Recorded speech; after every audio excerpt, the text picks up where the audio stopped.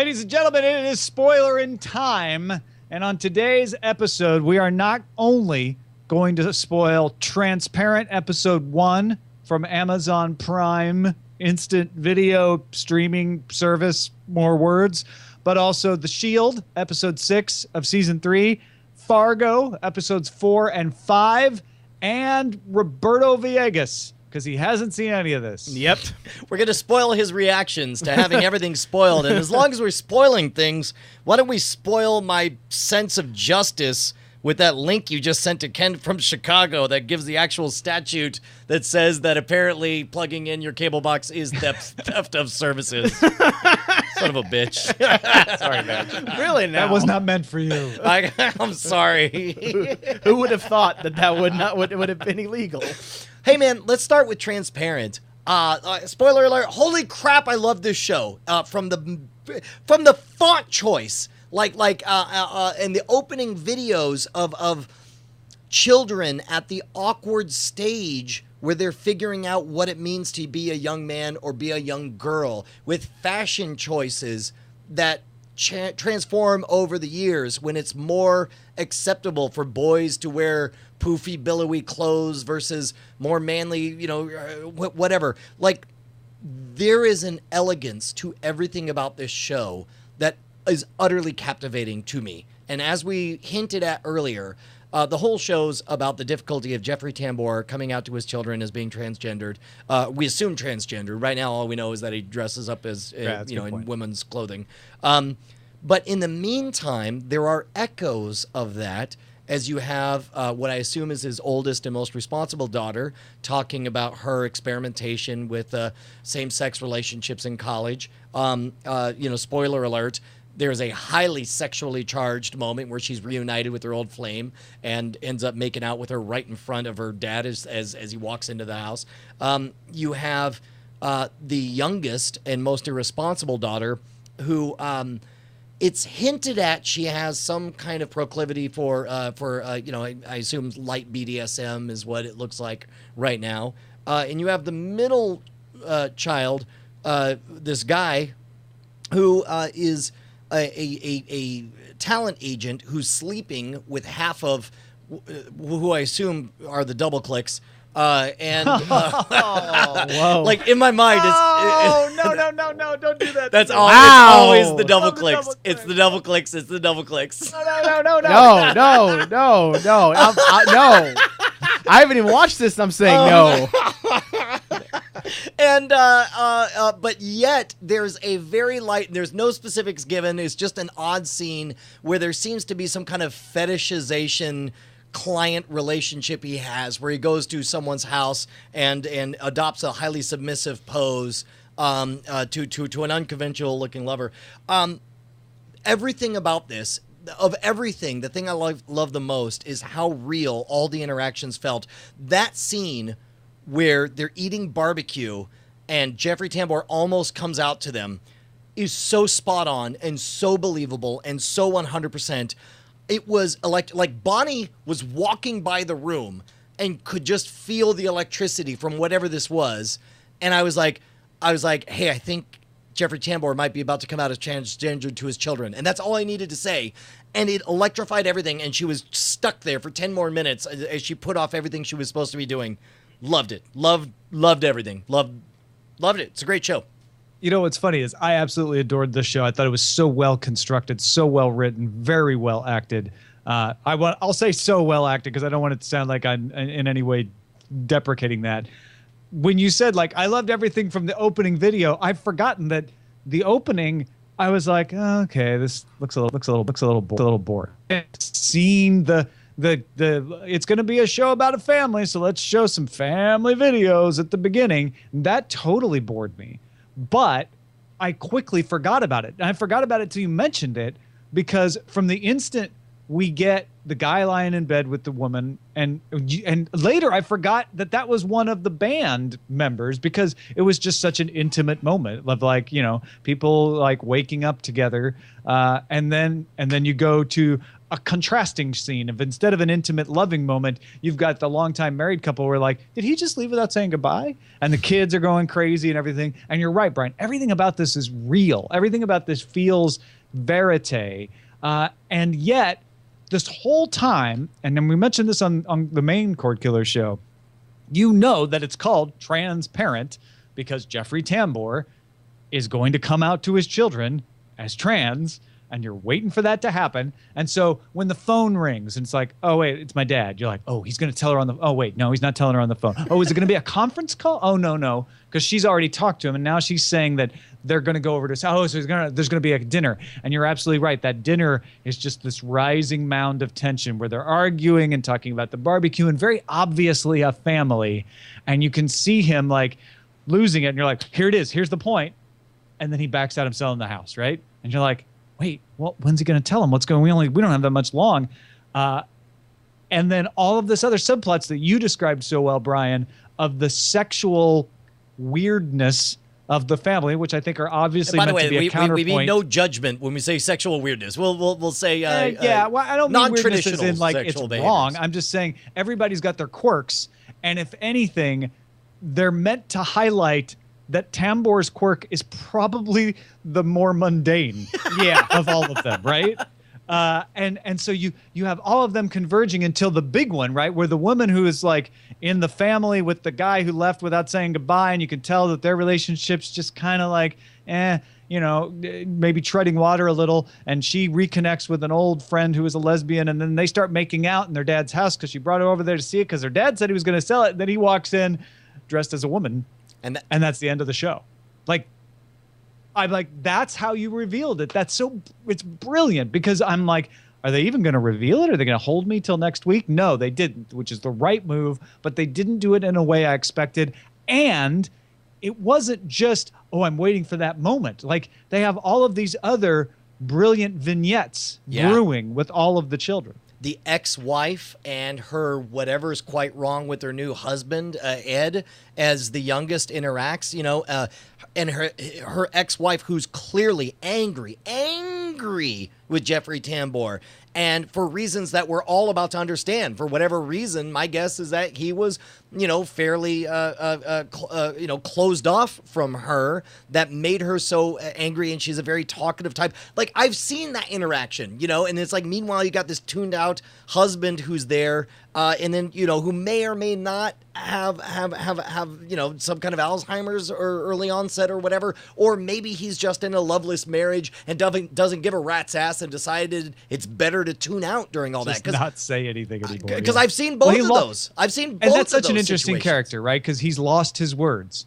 And it's very clear that he can understand what's going on around him. They make that point. They don't leave it ambiguous. I'm convinced it'll be a spoiler later. It'll be a big reveal that he's totally competent and engaged and just done with his wife, but too old to divorce her or whatever.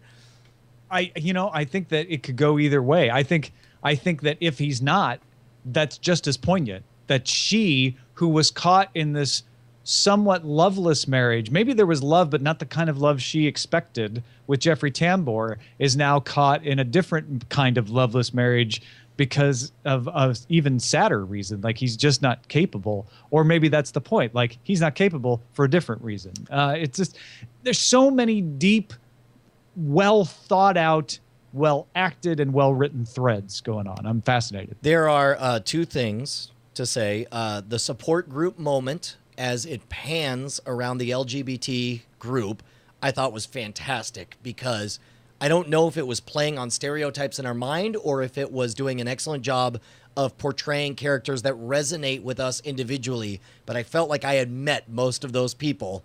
And then it panned around and it showed Jeffrey Tambor dressed as a lady. Fucker looks fabulous. That's all I'm going to say. Well, it's the first time you see him. Like, that's late in the episode, and it's the first time you're like, oh, finally, we're actually at least getting to see this. Like now we see him the way he feels most comfortable.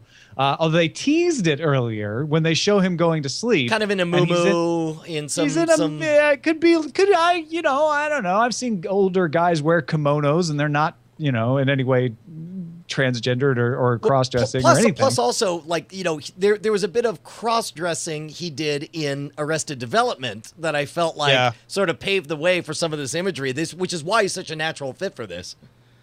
And then, that moment in the support group, I thought was just a kind of a microcosm of what I've loved about this episode, which is he's telling a story about going to Target and showing his ID. And you think so he's obviously going to get some weird reaction or whatever, and he's going to be disappointed, and they're all going to say, yeah, but you got to struggle. And that's not how the story goes. Oh my God. He gets a little bit of a weird reaction, and he thinks of it as a victory. As a win. Yes, that was the delightful moment. That was the moment I realized that this was a show where I was going to hear something I'd never heard before, and I was going to learn something, and I was going to experience a perspective. This was not Fight Club, where a voice was given to something I'd already felt. This is something new where I get to hear someone else's story. I love it. Yeah, no, I'm definitely interested in watching all 10 episodes here. I think Amazon has the meaty, substantive show that many of us have been waiting for them to come out with. I actually liked Alpha House fine. Betas bored me pretty quickly. It had some good elements in it, but neither one of them captivated me. This absolutely captivated me. Yeah, I agree. Also, kind of hot at times. Very, very, and again, I'm going to use the words sexually charged, because whether or not it's generous in its portrayal of sexuality. Yes. Steamy is the word you're probably looking for. It's steamy. Well, but here's the thing. Like I am certain that I'm going to watch things portrayed that I'm not into, but I'm certain I will also still feel my heart beating because it will be such a thickly sexually charged situation. Does that make sense? Yeah, it does. Definitely. Because your heart's beating about the idea of what's happening, not and just what it means to them. Prurient visuals. Yes. Anyway, great show. Good job. Excited about it. Let's talk about The Shield, sir. The Shield, episode 6 of season 3, called Posse Up, written by Kim Clements and Charles Egley. It's funny, actually. I found the AV Club description of this mixed in with the previous episode we talked about, Mum. They almost treat it as if it's a continuation of that, and in some ways it is. The ex-wife and child of the partner Julian had when what's her name? I can never remember her name. Oh, I want to say Dagny, but that's the chick from Atlas Shrugged. I want to say it started with a D. Danielle. That's the third time Atlas Shrugged. Danny's her name. Yeah, the partner that he had in between his stints as a partner with Danny. And the Wilshire Bureau sends a detective down, because it happened in their district, to investigate him. And if it's not, I mean, here's again this idea of the Shield layering things. You've got a cop whose wife and child have been killed. Now he's estranged, right? It's ex-wife, right? So he's not living with them. But the Wilshire Bureau seems to use it as a means to mess with Aceveda's district, because Farmington had stolen the decoy squad from Wilshire. Right. So it's just like, that's just disgusting. Like, you would use this as a way to mess with somebody because it looks like he might have had some questions about something to do with it. And in the course of the show, you'd start to wonder if he really did do it, because there's some evidence that comes out with the coins, etc. Meanwhile, Vic uses it himself as an excuse to rebel against Claudia, who told him that he had to go with Decoy Squad to do an assignment, and he's like bails on that and just heads out with Julian and a few other people to try to investigate and clear Julian's former partner Tommy of the charges on their own. And it turns out that they find some evidence that maybe he had something to do with it, and then it ends up as this is almost mundane in the Shield world now, that it's a gray area where he had hired a crackhead to break into his house and get the coins back for him and teach her a lesson.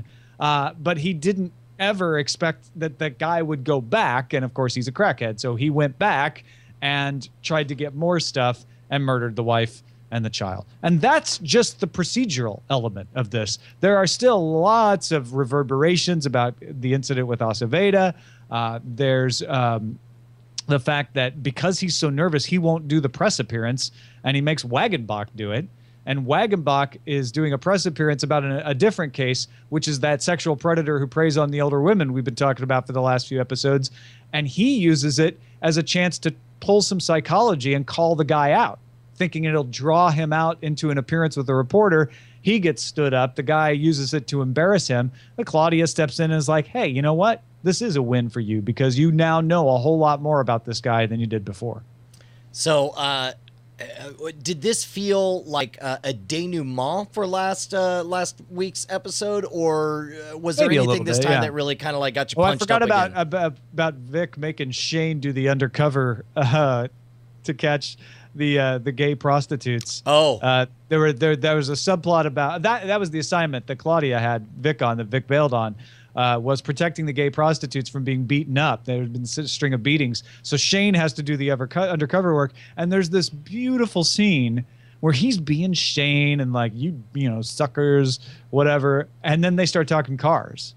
And then he's like, well, you know, I had a buddy who had this kind of car. And I'm totally lost on the car talk that they're having. Yeah. But I'm like, this is just an awesome moment where he started to realize like, oh, you know, these guys are, you know, human beings, and we have a shared interest, and it's pretty awesome. What's the name of the actor who plays Shane again? He's in Justified now. Somebody will have it in 2 seconds.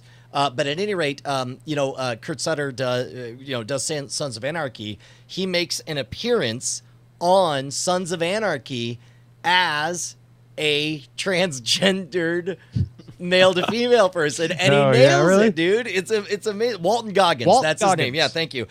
Dude, it's fantastic. Walton Goggins, when he shows up just randomly on Sons of Anarchy, is just like, brah, brah, brah. I remember Mark Burstiner, who we were talking about before the show, happened to be watching and at the same time I was, and I just see him tweet out, wait, was that Walton Goggins? And then I'm like, I wonder what he's talking about. And then in walks Walton Goggins. And I'm like, oh my God, is that Walton Goggins? That's amazing. It's nice. So yeah, in a way, this is a denouement, and I can see why it might be linked up with Mum as sort of a talk to Mum's tick. Like, huge stuff happens, so let's give everybody a little breathing space to recover, see a little bit of the reverberation out of that before we move on. We're also there's 15 episodes in this season, so it's a little weird, but we're getting close to the midpoint, I guess. Yeah, I got to feel like you're just going to enter the time warp. I wouldn't be surprised. I'm not trying to prescribe this. I know you're a busy guy, but I won't blame you if your other duties suffer because you start gobbling these up 2 at a time per week now. I mean, you're in the shoot now. Like, you're as in as you're going to get, and it only gets more electric from here. It's funny. Like, I've gotten in the rhythm now of a broadcast show where I watch these basically Sunday morning. It's typical Sunday morning television, The Shield. Sure. And I kind of look forward to that. And then there's always something that makes me like, oh, okay, as soon as I'm done with this, I have to do this other thing or whatever. But I don't mind it. It's almost nice not to binge and not to feel like I'm going to get sucked in here and know that I've got this little treasure nugget waiting for me with my coffee. Ah, the treasure nugget. Speaking of treasure nuggets, let's talk about Fargo. As I mentioned right before we went live on this, I pretty much watched episodes 1, 2, 3, 4. We're up to 5 now. Is that what we're on Fargo? Yeah. Eating the blame is when they show the flashback of Stavros in the car running out of gas at the beginning. Oh. And then at episode 5 is the 6 Ungraspables, and that's where Mr. Numbers and Mr. Wrench have gotten thrown into jail, and they obtain Malvo's name by just squeezing Nygaard's wound. Yeah, well, and keep in mind, like that whole, the lingering fact of that evidence, like everything that wound represents. I love the fact that on one hand, it's so small. It's just a little pellet. He got hit by a BB that's in his hand. But the fact that it's infected and all the things that anyone who sees it will immediately surmise about what happened it just lingers right underneath for everything. I'm it's surprised. the metaphor of the lie, right? Which is doing the same thing to his conscience. Yes, yes. And I'm surprised nobody's asked about his bandaged hand, or did he already mention an excuse for it early on that just everyone buys? I feel like she asked him about it, and he was like, "Oh, it's just a cut, from whatever," and she sort of let it go because she already suspects something with him, so she didn't need any further confirmation there. Man, that moment, I keep going back and forth. There are times I think that Billy Bob Thornton's performance is inspired and exceptional, and there's other times that I think he has a bit of a Mary Sue written character for him, and that maybe it's just a bit too obvious that he could just do everything and be awesome. But right, I've read a few people say, like, is he actually a demigod? Is he supposed to be like supernatural or? Yeah, well, exactly, and like we talked last week about him, getting in, dropping stuff off in the king's whatever place or so on. But that moment he says, "I made a mistake." And he's like, "What?" I'm like, "That's what you're going to say. I made a mistake." And it's just, that was a good payoff. Well, he says, "You're making a mistake." That's what it was. And, yes. And he responds like, "No, I'm not." And he's like, "No. You misunderstand me. You're making a mistake is what you're going to say." That was so brilliant because "you're making a mistake" is what you would expect any arrested person to say. Well, right? and the fact that this guy is, again, yes, this is a demigod Mary Sue problem, but the fact that he's the kind of person so careful that he bothers to create a other identity that he can rely on when he needs it. Well, at this point in this situation, I'm like, does he actually masquerade as a minister up there? I think he does. Be I think he does because the guy looks him up online and there's the photo of him in front of the church. Well, when he looks him up online, I'm like, wow, that's extensive. Like, he actually created a website and everything. And then he calls and the people are like, "Oh yeah, no, that's him." I'm like, wow, so he actually does it. Like, he's got a cover story. Yeah, it's amazing. Also, continue to be deeply in love with the awkward love story of the two police officers of Colin Hanks and Solverson and Grimley. Solverson, please. That name's terrible. Solverson. Bad Guy Fighter is my last name. Brian Bad Guy Fighter. Chief Not Very Good. And Solverson. They could have been more subtle, is all I'm saying. Malvo. Look, if we're gonna ding Malvo, we got to ding Firefly. The fact that Malcolm Reynolds. Yeah, but he's good. Yeah, no, but Mal, like the opening line, Mal is that's bad. Well, that's the opening line of the but not the official first episode of Rivers. Yeah, correct. That's She the says train Mal, job. bad, in Latin. Great line, by the way. Gatowag says, "I'm Brian Cordkiller guy." I'm sorry, Cable Haterman. There are instances of that though. Haven't you ever run into that where you're like, really? The referee's name is Seasgood? Like, no way. It happens. I mean, names are well, and also, I mean, legitimately, like if you read Freakonomics, they talk about like there is a statistically significant preponderance of people named George who go into geology, people named Dennis who go into dentistry or whatever. And heck, like, even kind of like my stage show where I'm eating fire and breaking bricks over my head or whatever, having a double consonant name, Brian Brushwood, sounds like a damn superhero. I'm sure that colored my, writing of the stage show when it did, whatever. But my name's not Cord Killerman. It's Brushwood. It's actually Brian Podcasterin. What did you make? The only part of either of these two episodes that puzzled me, and I'm sure it will all be made clear, is when, first of all, what didn't puzzle me, we have the Jewish fella who has had a nice conversation with Grimley about family. Yeah. And they've been essentially alluding to this guy with the truck parked out in front of Grimley's place. And you're like, why is that truck? That's interesting. And there's like a Hasidic thing there. And so we finally get to meet that guy. And then he goes down to Malvo and is like, get out of here. And Malvo tries his Malvo thing. Is like, yeah, I'm gonna, you're not gonna let me. And he's like, no, Yeah, that doesn't work.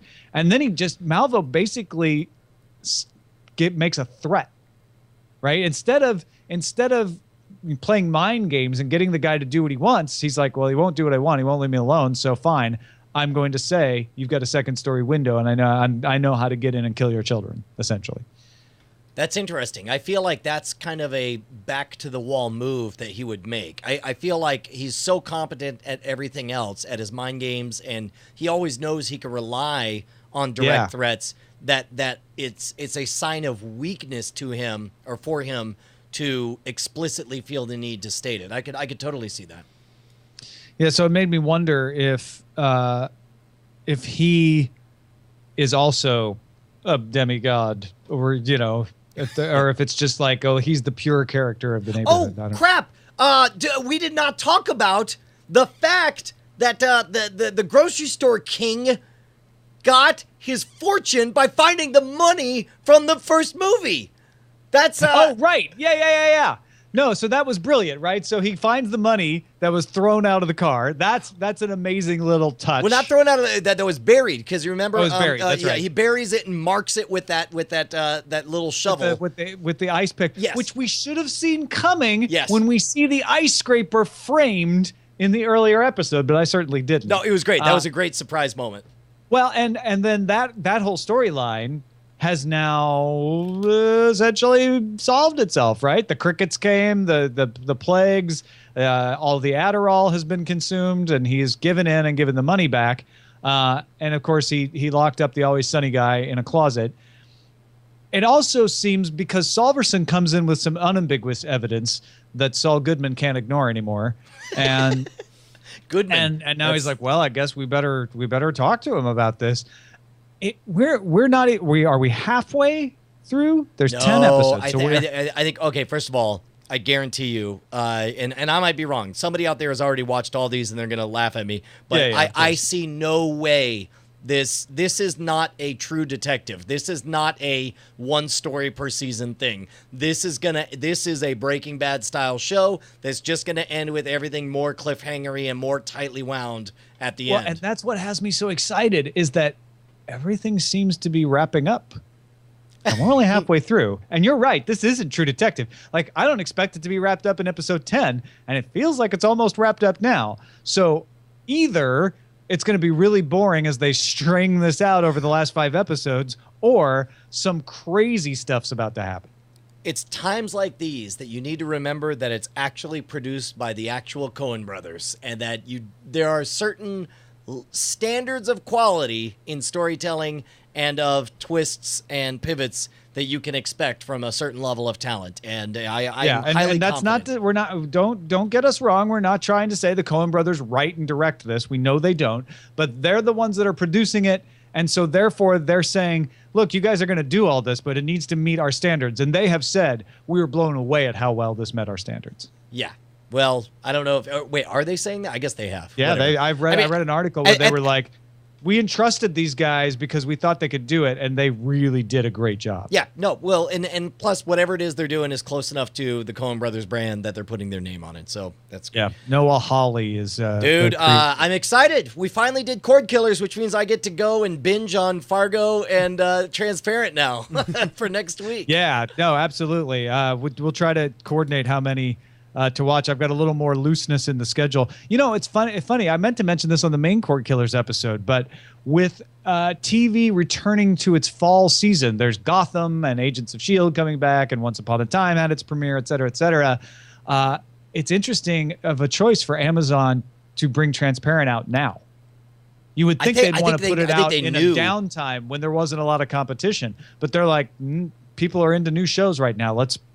And plus also, they also are aware that even though the new season, the fall season is happening right now, they know most people are watching it after the fact on their DVRs. They're watching it time shifted. They're watching it, buying it for $1.99 an episode or whatever. Half those shows you mentioned, I'm going to watch on Hulu. Like specifically, I just got back into Castle. I think it's kicking off pretty soon. And somehow I'm into Bizarrely Bones, and that's kind of kicked off as well. So, but yeah, I'm going to watch half the shows that are of the primetime, season, like on Hulu and things like that. Yeah. So Well, that's awesome. Of the people who might be likely to watch Transparent, you're right. Most of them are going to be watching it in some time-shifted manner. Well, congratulations. Real quick, I'm hearing amazing things about Gotham. People are saying it's like genuinely really good. And people are like, I've seen the Batman origin story so many times, I'm bored with it. This is the best version of the Batman origin story I've seen. That's what a guy on Twitter said. So, all right, I'll do it. All right. Well, you tell me if I should watch, because I ain't got time. I got too many kids. Cool. We'll see y'all later. Thanks for watching Spoilerin Time. Bye. Thanks, Roberto. Sorry for spoiling you. That happens. Nice.